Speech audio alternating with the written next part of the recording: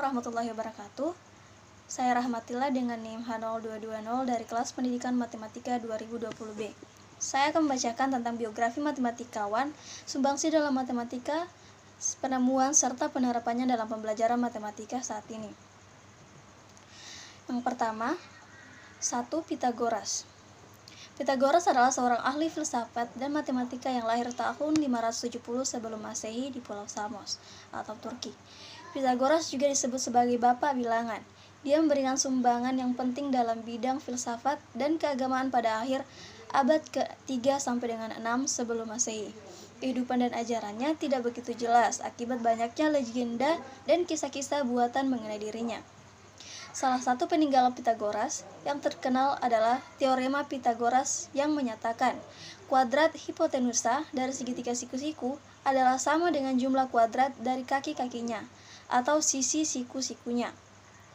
Walaupun fakta di dalam teorema ini telah banyak diketahui sebelum lahirnya Pythagoras, namun teorema ini dikreditkan kepada Pythagoras karena ia yang pertama kali membuktikan pengamatan ini secara matematis. Pythagoras mendirikan perguruan yang banyak, memberikan sumbangsi dalam bidang matematika. Pythagoras dan muridnya percaya bahwa segala sesuatu di dunia ini berhubungan dengan matematika, dan merasa segala sesuatu dapat diprediksikan dan diukur dalam siklus beritma. Ia percaya keindahan matematika disebabkan oleh fenomena alam dapat dinyatakan dalam bilangan-bilangan atau perbandingan bilangan. Selain pembuktian dalil Pythagoras dan rumus triple Pythagoras, perguruan ini juga membahas bilangan segitiga, bilangan persegi, bilangan segi lima, bilangan sempurna, dan bilangan bersahabat. Yang kedua, Thales. Thales matematikawan pertama yang merupakan teorema atau proposisi. Tradisi ini menjadi lebih jelas setelah dijabarkan oleh Euclid. Landasan matematika sebagai ilmu terapan rupanya sudah diletakkan oleh Thales sebelum muncul Pythagoras yang membuat bilangan. Penemuan dari matematikawan ini yang pertama itu suatu lingkaran dibagi dua sama besar dan oleh diameternya. Sudut-sudut alas suatu segitiga sama kaki adalah sama. Pasangan sudut siku-siku yang dibuat oleh dua garis yang berpotongan adalah sama. Dua segitiga adalah sama dan sebangun apabila dua sudut dan satu sisinya sama. Suatu sudut yang dilukis dalam setengah lingkaran adalah siku-siku. Dalam bidang astronomi, Thales dikagumi oleh Thales. Penerapannya, Thales merumuskan teorema ini yang kita pelajari saat ini di mata kuliah geometri dasar yang membahas mengenai sudut-sudut. Yang ketiga, matematikawan Archytas. Archytas of Tarentum berkembang pada tahun 400 sampai dengan 350 sebelum Masehi. Tarentum, Magna Graecia, dan sekarang Taranto, Italia. Ilmuwan Yunani, filsuf dan jurusan matematikawan Pythagoras, Plato, seorang teman dekat, memanfaatkan karyanya dalam matematika. Dan ada buktinya Euclid meminjam darinya untuk pengobatan teori bilangan di buku 8 miliknya Elemen. Archytas juga tokoh yang berpengaruh dalam urusan publik, dan dia menjabat selama 7 tahun sebagai panglima tertinggi kotanya. Dia membagi matematika atas 4 cabang matematika, yaitu aritmatika, geometri, musik, dan astronomi. Salah satu karya Archytas yang menonjol adalah penyelesaian De Leon problem dengan 3 dimensi yang melibatkan kerucut dan silinder, yang merupakan langkah pertama kepada geometri analitik. Sebuah karya Archytas yang terkenal dalam matematika adalah solusi De Leon. Masalah bangun 3 dimensi tersebut berkaitan dengan kerucut dan tabung. Ini merupakan bagian dari ilmu geometri analitik. Hasil raihan Archytas ini sangat mengesankan. Penyelesaian masalah ini dilakukan secara sintetik, tanpa menggunakan koordinat. Dalam sejarah juga tercatat hal ksatria yang Archytas lakukan ketika menyelamatkan Plato dari tekanan Kaisar Diocletianus yang berkuasa waktu itu. Penerapan ilmu dalam bidang matematika yaitu dalam pembelajaran mata kuliah geometri analitik datar. Selanjutnya yang keempat yaitu Eudoxus. Eudoxus adalah anak Archimedes. Dia lahir di Cnidus, Asia Kecil, sekarang Turki, pada tahun 408 sebelum Masehi. Kemudian ia pergi ke Tarentum, Italia untuk belajar pada Archytas, seorang pengikut Pythagoras atau Pythagorean. Selain mempelajari teori angka dan musik, ia juga tertarik terhadap masalah menggandakan kubus atau masalah klasik yang menyihir Archytas. Karena merasa bosan menetap di suatu tempat, Eudoxus pergi ke Sisilia. Di sana ia belajar mengenai obat-obatan pada Philiston. Selanjutnya ia bersama dengan Theomedon pergi ke Athena.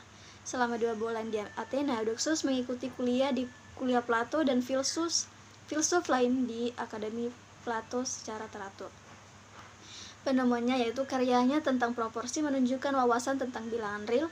Ini memungkinkan perlakuan yang ketat terhadap kuantitas kontinu dan bukan hanya bilangan bulat atau bahkan bilangan rasional. Ketika dihidupkan kembali oleh Tartaglia dan lain-lain pada abad ke-16, itu menjadi dasar untuk pekerjaan kuantitatif dalam sains dan mengilhami karya Richard Dedekind. Dalam menerapkan metode tersebut, Eudoxus membuktikan pernyataan matematis seperti luas lingkaran satu sama lain sebagai kuadrat jari-jarinya, volume bola satu sama lain seperti kubus jari-jarinya, volume piramida adalah sepertiga volume prisma dengan alas dan ketinggian yang sama, dan volume kerucut adalah sepertiga dari silinder yang sesuai. Dan yang terakhir yaitu Hippocrates. Elaborate on what Hippocrates lahir pada tahun 460 sebelum Masehi sampai dengan 370 sebelum Masehi adalah seorang dokter dari Yunani kuno yang kini dikenal sebagai figur medis yang paling berkemuka sepanjang masa. Maka dari itu ia disebut sebagai bapak kedokteran. Ia belajar dunia kedokteran dari sekolah kedokteran Kos dan mungkin merupakan salah satu murid dari Herodicus. Tulisan hasil karyanya yang dikenal dengan Corpus Hippocraticum telah membuang semua pemikiran tahayul masyarakat Yunani kuno mengenai penyakit dan obat-obatan. Orang-orang sebaya yang hidup bersamanya dibuat tercengang oleh Hippocrates, karena ia sangat menentang bahwa penyakit itu datang dari ilah-ilah yang membalas dendam. Pada abad-abad pertengahan, Hippocrates tercatat sebagai seorang yang menemukan mode-mode kepribadian, sekaligus mendalilkan bahwa pribadi seseorang dipisahkan berdasarkan 4 temperamen. Sumbangsi pemikiran Hippocrates dilanjutkan oleh Galen yang adalah seorang sarjana pada zaman Renaissance dengan dasar pendekatan yaitu kebijaksanaan Hippocrates dan ilmu kedokteran Hippocrates want to discuss. Tokoh yang dikenal sebagai bapak ilmu kedokteran ini mendasarkan pandangannya pada teori Empedocles, namun lebih mengembangkannya ke dalam wujud eksistensi manusia dalam hal temperamen. Di dalam hal itulah Hippocrates mengatakan bahwa manusia dapat dibagi-bagi dalam 4 golongan berdasarkan temperamennya, yaitu yang pertama sanguine, orang yang mempunyai kelebihan atau terlalu banyak atau akses darah dan mempunyai temperamen penggembira. Seorang sanguine umumnya optimis, periang, rasional, yakin dan dengan senang mencintai. Yang kedua, melankolik, orang yang punya terlalu banyak sumsum hitam, bertemperamen pemurung. Seorang melankolik cenderung selalu tampil sempurna dan menjadi sangat teliti dalam mencari keinginan dan mencapai sesuatu. Yang ketiga, kolerik, orang yang terlalu banyak sumsum kuning dalam tubuhnya, bertemperamen bersemangat dan gesik. Seorang kolerik cenderung memiliki banyak ambisi, energik, dan bergerak dalam suatu wadah. Yang keempat, yaitu phlegmatik, orang yang terlalu banyak lendir dalam tubuhnya dan bertemperamen lamban.